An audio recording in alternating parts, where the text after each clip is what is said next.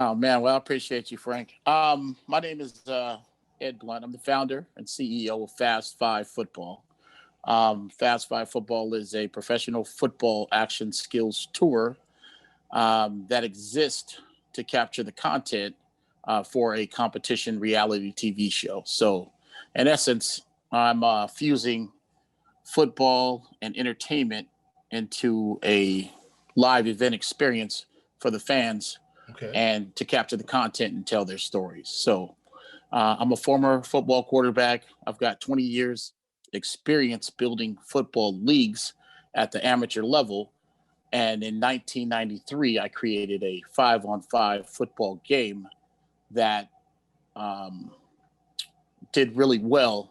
And now my goal is to transform that game into a professional action sport. So, okay. Well, let's take a step back because we've talked about this off air before. Right. Everyone that sees the show knows that I'm a Ohio State alum, and you had a dream of playing quarterback in Ohio Stadium. Tell us what came with that, and then how you actually got to fulfill that dream. I love the way you framed that question, man. As a kid, I grew up in Southern California in Pasadena, in the home of the granddaddy of them all, the Rose Bowl. And I would see Ohio State in the Rose Bowl. And one, I like the colors, right? So that was probably the beginning. Right. Two, they had this. I mean, I just loved the school, man. I can't even explain why, but I felt like being from Southern California, all the games at USC were fit. And so usually I'd say USC versus, Ohio State or somebody in the Rose Bowl, right? And it was just something about those games, man. I just always thought they were fixed as a kid. I was like, there's no way that USC can be this good, right? It's kind of like, I think we're freezing here. I think it's kind of like Alabama is right now, right? Like there's no way a team can be that good year in, year out. So I wanted to play for Ohio State. And so that was kind of my dream growing up, was to be recruited by Ohio State.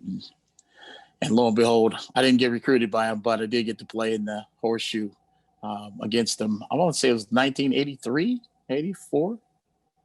So, yeah, great experience, man. Loved it. So you went to Washington State, who has a pretty good tradition of quarterbacks, and you end up playing at Ohio State. And just as a side note to anyone, when you were playing there, I was probably in the stands.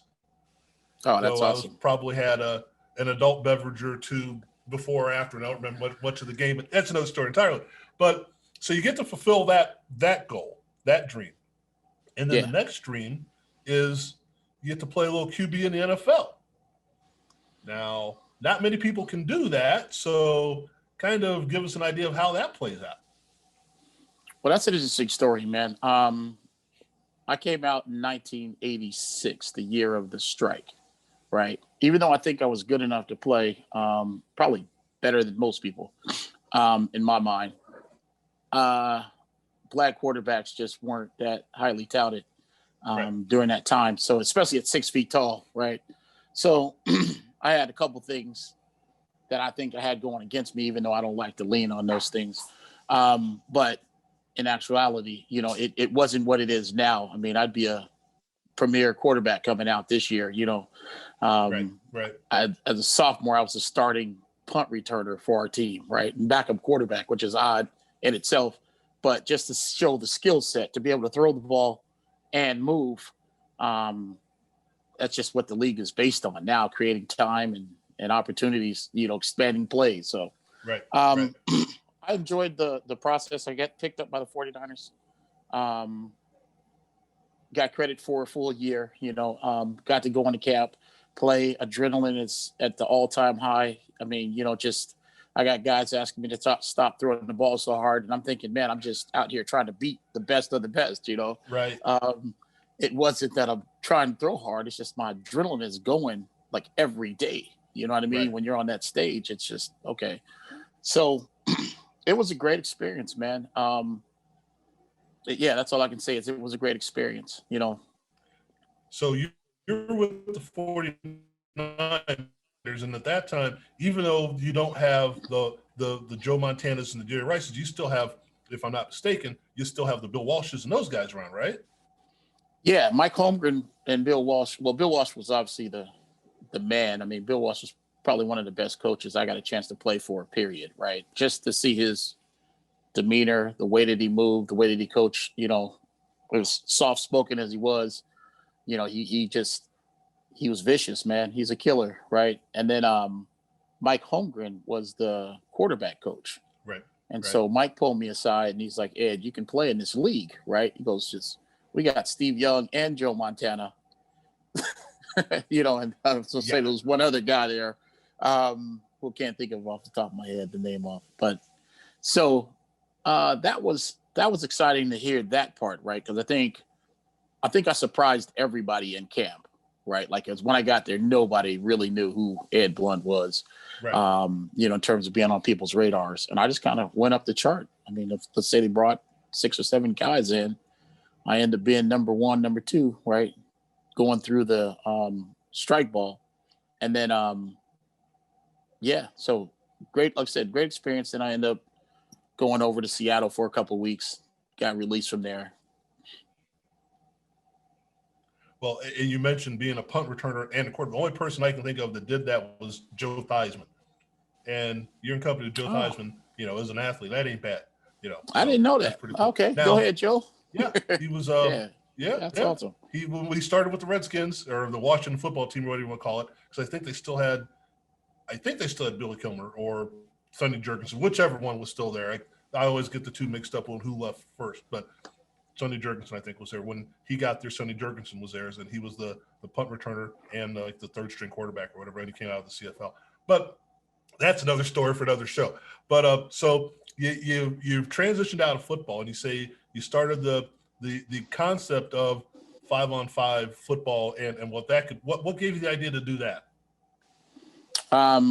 When I came home to Southern California, I was playing in a pickup basketball league. I would play pickup basketball to stay in shape, right? And so I started playing in a pay-to-play league where I got the idea from. Between playing basketball, I'm playing pickup basketball in a park in Huntington Beach, and across the street is a football field. And I would always, in my head, I'm going, God, I wish people play pickup football like they play basketball, right?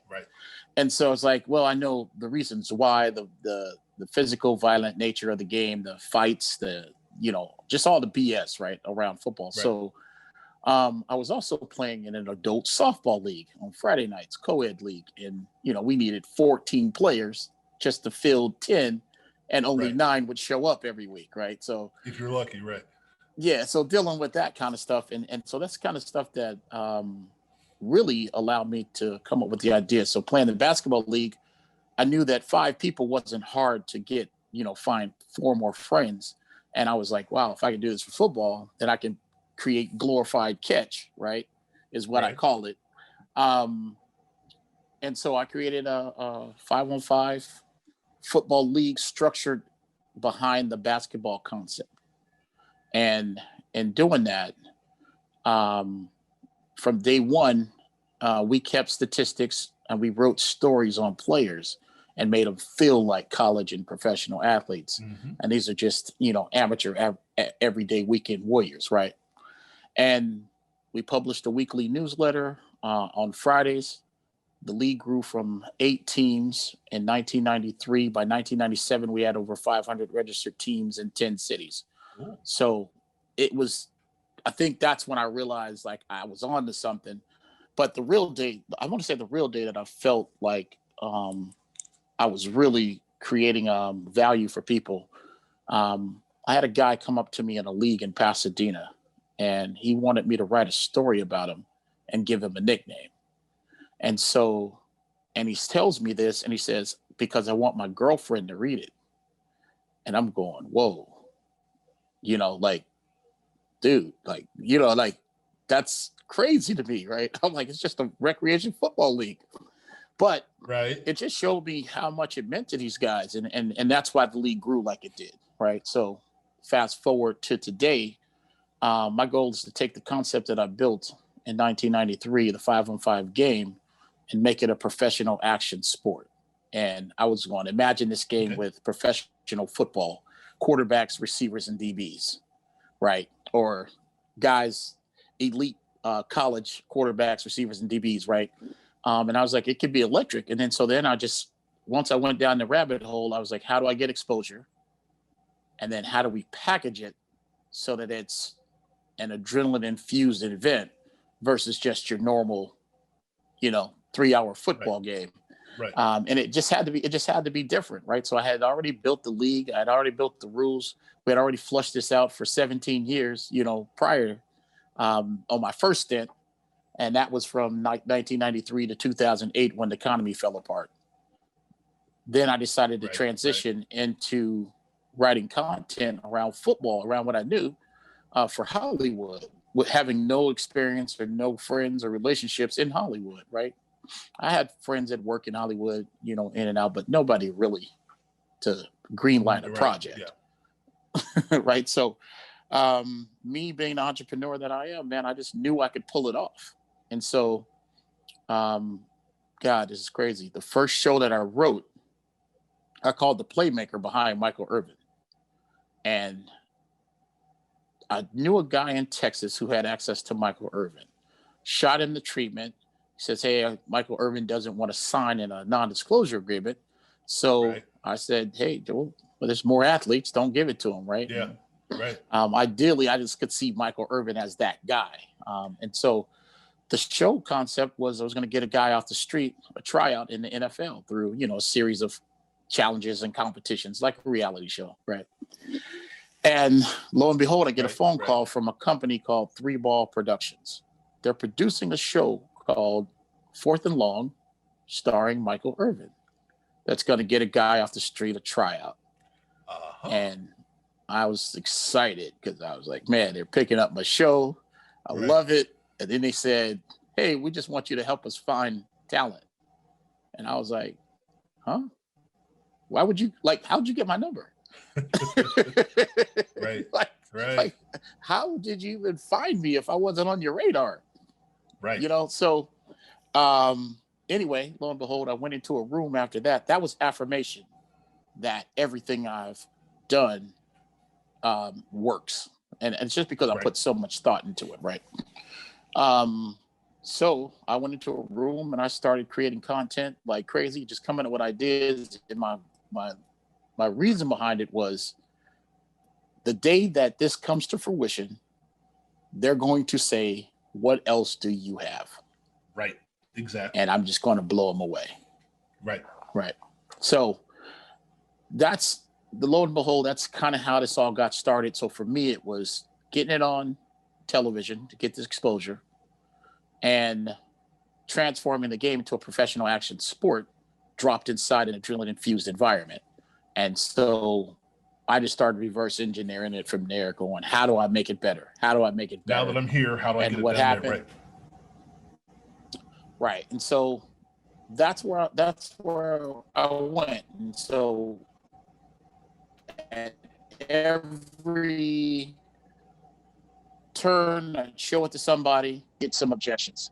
I'd go back and iterate. I'm trying to create a professional sports industry, right? A new league, a new game, a new way that people play and consume the most marketable, popular, and profitable sport in America. So just kept doing that.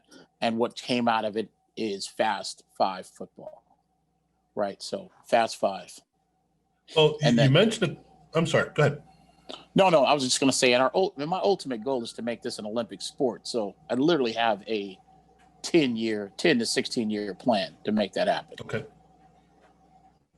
Well, you mentioned a couple things in there that are very important, I think, to people that consider themselves to be athletes, as you said with the genesis of this.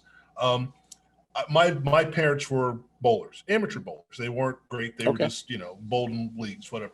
But it was always cool as a kid, even though I found out years later how good my dad was at other stuff. It was always cool as a kid when the paper would come the next day, and if they bowled a 212 or something like that, their name was in the paper. It's like, hey, Mom, your name's in the paper. You get that little bit. That's in a very important thing. That little bit of media jolt keep going. It's not the end all be all, but it's nice when you see your name in the paper or mentioned on the radio or on a show like this. It's something where you go, hey, I've done something, because we kind of live for media in these days. So that's pretty cool. And then you mentioned something else about the 5-on-5. You go from playing pickup basketball and softball. Those are things that we do, or we can do, for a long time. But most people, when Right. they get done playing football in a structured organization, you just don't, unless you're playing in a Thanksgiving Day turkey bowl and you're usually too beat up to go eat the Thanksgiving dinner after it because you haven't tackled anybody in 6 years. You go, oh, what? Oh, that still hurts. You don't have that. How do I prolong this? How do I keep it going? Because there are a lot of people that they're football players and that's it. And how do you keep going? So I think the concept of what you have is there are people that will identify with this because they're still football players in their heads, and they can watch this and they go, yeah, that could be me, or I understand that. That's a pretty good concept. Right. Well, I definitely appreciate the what you're saying. I think they're more than just people. Like, the cool thing is 99% of the people that are active can play until they're 60. Right. Right. That's one thing that's cool about what I created. Right. But what's unique and what I believe is that athletes like myself at 22, 25 years old who don't want to give the game up, right? Which is pretty much all of us. Right. Oh, yeah. Still chasing the dream, right? We don't stop playing football. Football stops playing us. Right. And the desire, the dream, the goals are still there. And to me, by creating it through a competition reality TV show and using the platform to tell their stories, that's the game changer to me. Is people emotionally connect. And then I think a lot of times when I see these reality shows, you get more exposure from just your 15 minutes on the show than you probably ever could have.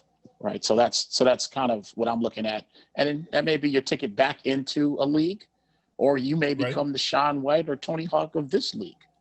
Right. Right. I look at it going back a ways, not that this is a comparison, just an idea that I remember when they came up, and I spoke with this gentleman a few years ago, the concept of American Gladiators. Mm-hmm. And it's like, where did this come from? And then the idea of, I can be on this show, or I can be one of the mainstays, or I can come in off the street, or however you want to do it. And it's not just the exposure, but it's the thing of, I'm still competing. I'm still doing something. I'm still involved. And when you're looking at it from a professional point of view, like you said, you've got guys that maybe that next level, the CFL, the NFL, was just a little bit out of your reach, maybe, or you didn't want to commit to that. So here's another option of what you can do. And more options are better. And as entertainment as well.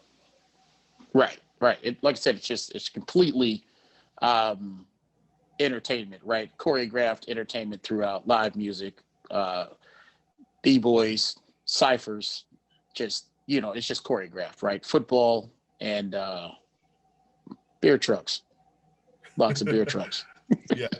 And you mentioned something I think is very important. You mentioned Tony Hawk and Sean White, and appealing to a generation that maybe didn't get football the way our generation did, because it's more the straight down the middle. Don't take your helmet off. Don't do that. This is going to be a little more wild, a little more fun, a little more energetic, as you said. So maybe it opens up the sport of football to generation of people that didn't get it when they were in high school. Like, oh, it's just the jocks over there. I don't get that. But I understand the concept of the party and having fun. Yeah, well, that's how I created it, man. I created it for the next generation. This isn't, for me, this is the future of football, right? Like we're changing the way the world experiences football, period. Right? So interactive technology, right? AR, VR, game enhancement technology, interactive questions, things like that are taking place that allow the fans to kind of control and own and earn at the same time, right? So you own the league, you own the teams, and you can make money while doing it, right? So it's just a different concept. Like I said, for me, it was just about taking what's popular in terms of digital content and technology, and implementing into a new way to, like I said, consume the most marketable, profitable, popular sport in America. Well, let's talk about something you said, own the team. I noticed on the website you're talking about crowdsourcing. How does that play into, if I'm Joe Blow on the street, like, you mean I can own a piece of a football team? Yeah, the way it's set up sounds pretty cool to me. Yeah, well, it's cool. It's not only can you own the team, you own a piece of the league, right? So that's funny. I just saw yesterday there was another league that came out and had their draft where the fans control the league, right? Where my concept is the fans actually own the league and the franchises, right? So what you see on the website right now is our I'm calling it the Zulu Nation now, right? Our tribal community of owners. And it's no different than sports. I grew up a Cowboy fan, right? I'm still a Cowboy fan. But we're connected to our teams, right? You got a jersey on right now. Right. So we're connected to our sports and our teams. And to me, this was no different, right? It's just for the next generation. So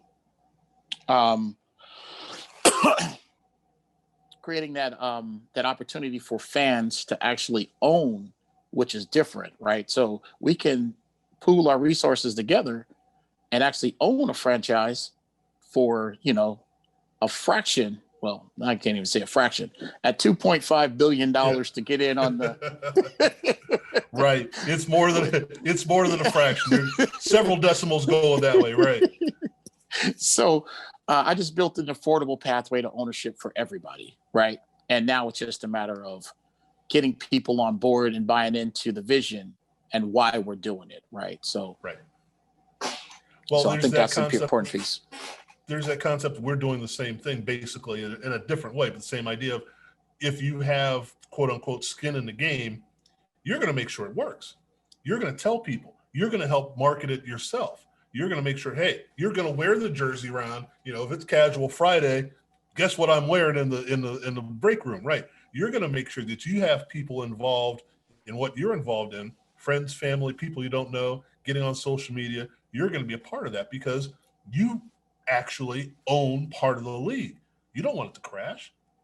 And because you want to see it yourself, that's a perfect concept. Yeah, I mean, we've got on the website, we call it Skybox seat owners, right? So we're selling micro shares of the company. I don't know if I want to mention the price, but I think it's $1,164 per share, right? And the fans can buy up to 10 shares. So we truly want it to be a community. I mean, I could just sell the whole team to one person, but then that would kind of take away from our Zulu Nation, right? So creating our tribal group. And I love the Green Bay Packers concept, of having the fans actually own the team or the community. Right. And then the world we live in, right? Like you said, it's a community kind of sharing the stories and telling other people to check it out. And I think that's how it'll grow. And then, God, I just created the one team, which is our Las Vegas franchise, right? That's our flagship franchise. And that'll be our featured team most likely will be our featured team in the reality show, right? So it's exciting, man. You get to sit in the owner's box or the virtual owner's box, right? And have a skybox seat, a virtual seat. And like you said, skin in the game. And so it's just a cool way and experience to, like I said, grow that and then help other people. So are we far enough along to discuss, media, advertising, all that? Is that all still in the works? We're actually working on it right now. So we're talking to different people, having different conversations. So we're in the beginning stages of those conversations, just like we're in the beginning of the raising capital, right? So, we're excited to entertain partners, and we're looking to produce a pilot prototype event in Las Vegas. My goal is hopefully to do that December 2021. So this year in December. But prior to that, I'm looking to put together a scouting combine tour a 6-city scouting combine tour for the original 6 franchise teams, and that'll be like our West Coast division. So 6 teams in our West Coast division. Then year 2, we go to 6 more teams in our East Coast division. Then we're going to add 6 more in our Southern, Central, and then we're going to create a national tour. So we've got 2 different divisions, a Premier League and a region and a Champions League. Okay. So we're creating a relegation system, obviously. Oh, great! I think that's great in sports. That gets you motivated. All right. Oh, and I noticed you have on board Mark Rippon, who played quarterback where again? Washington State, the Washington State. There's a theme to this, isn't there? I see. Okay. Yeah. But also a renowned NFL player, obviously played in the Super Bowl. Anybody else on board that we should know about, or is it too early to bring that in as well? We're talking to several different people. It's too early to drop any names just yet. Like I said, our goal right now is to just find funding. I would say Mike Sherrard is another guy that I'm talking to right now. Okay. That could drop, who played for 11 years. There's a few people. Like I said, we just kind of want to keep it close to the vest for now until we release it. Yeah. We're not going to throw the throwing Samoan or anybody out there, so we're good with that. Okay. Oh, I'm trying to get a whole Washington State community on board. Yeah. Everybody, man, from Ryan Leaf to Tim Rosenbaugh to Drew Bledsoe to Minshew. Just everybody. I think it'll happen eventually. Mark's a huge asset. We've always been pretty cool. He's always told me I could, leverage his name and likeness and stuff like that. But I just wanted to make sure that everything was right before I did anything like that. So we've talked. He's definitely on board. He's got skin in the game. He's got red skin in the game. Hopefully nobody gets. I'm not sure we can say that anymore. So Yeah. So it's kind of cool. Good. Well, it sounds like a great concept, and I think you're attacking it in the right way. That you're saying we're going to start here because you've already, like you said, you're reverse engineering it. You know where you want to be, and now you're going back to say, now how do we get there? A lot of people think they know what they want to become, but they don't actually know how to get there because they haven't thought of it that well.